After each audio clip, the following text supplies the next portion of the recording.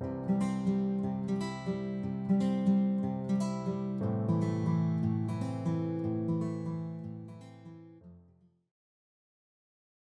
qui m'a amené au coaching, c'est que d'abord j'étais client du coaching.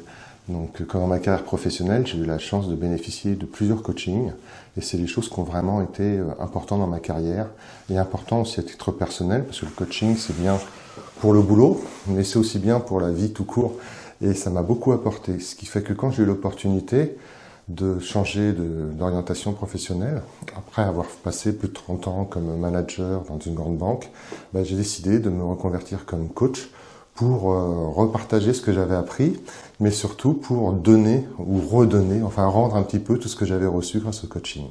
Ça m'a paru une évolution logique.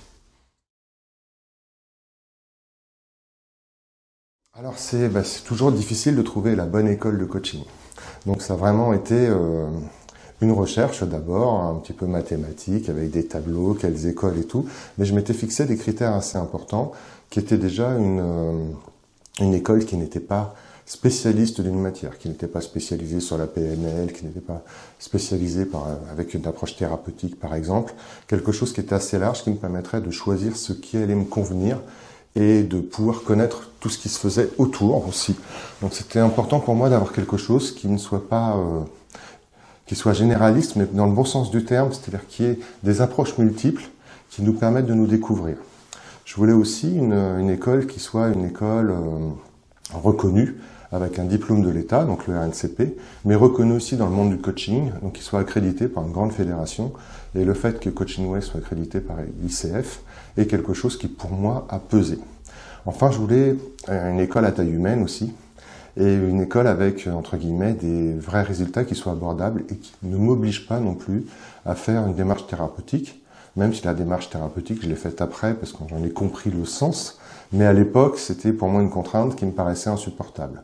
Donc j'ai vu HEC, j'ai vu Think Up, j'ai vu plein d'autres gens, j'ai fait en gros des tableaux croisés, et une fois que je me suis retrouvé devant une sélection d'écoles, en tenant compte bien sûr aussi du prix, mais qui était dans mon budget, dans mon cadre de ma formation possible, qui était éligible à mon plan de reconversion, c'était important aussi. J'ai tout simplement pris contact avec des anciens des différentes écoles parce que je me suis dit, ceux qui vont en parler mieux, c'est pas forcément les gens qui vont me vendre ça, mais c'est les gens qui l'ont déjà fait. Que sont-ils devenus, qui sont-ils et comment ils ont vécu leur parcours. Et là, je suis tombé sur des gens qui m'ont toujours très bien accueilli, qui vraiment avaient eu un parcours qui était enthousiasmant. En tout cas, on sentait l'enthousiasme. Et c'est une des raisons qui m'a fait choisir, même la raison principale qui m'a fait choisir Coaching Way. Et puis après, il y a eu des synchronicités. J'ai découvert que l'école était à côté de chez moi, pas très loin. C'était un plus, qu'on était pile dans le budget, c'était un plus aussi. Et plein d'autres petites choses qui m'ont dirigé vers Coaching Way. Alors, la formation a continué avec des synchronicités. Déjà, moi, je voulais une formation, je voulais travailler sur le coaching aussi pour me changer moi et pour acquérir un peu plus de bienveillance. Je trouvais que dans mon rôle de manager, j'étais quelquefois un peu têtu, un petit peu trop pushy, en tout cas trop dans l'idée que mes patrons voulaient, pas forcément suffisamment dans l'humain. Donc je voulais travailler là-dessus, sur cette fibre-là, et devenir un peu plus bienveillant et plus humain. Et le premier jour de Coaching Way, on répartit les équipes, enfin on fait des équipes qui s'appellent des bibliothèques à Coaching Way. Toutes ont un nom. Et la première chose, pour se répartir en équipe, on a fait un tirage au sort avec des cartes. La carte que j'ai tirée était un cœur, donc déjà ça résonnait avec moi. Et la bibliothèque qui correspondait à ce cœur, c'était la bibliothèque bienveillance, donc juste pour la chose pour laquelle j'étais venu.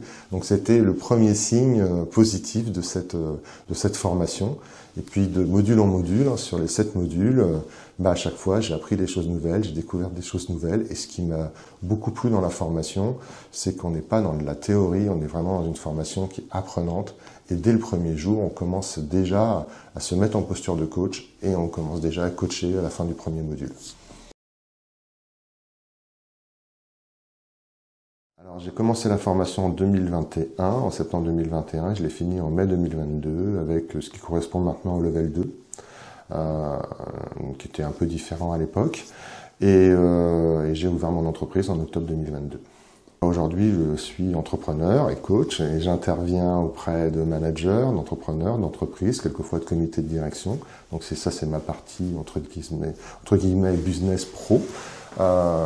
Et j'interviens surtout et beaucoup auprès d'étudiants et auprès de personnes en transition pour les accompagner dans leur parcours, dans des VAE, pour des gens qui veulent progresser dans leur métier. Voilà. Donc soit à mon propre compte, soit pour le compte de tiers. Donc, tout simplement. Alors, en conclusion, je suis satisfait de ce que je voulais aujourd'hui.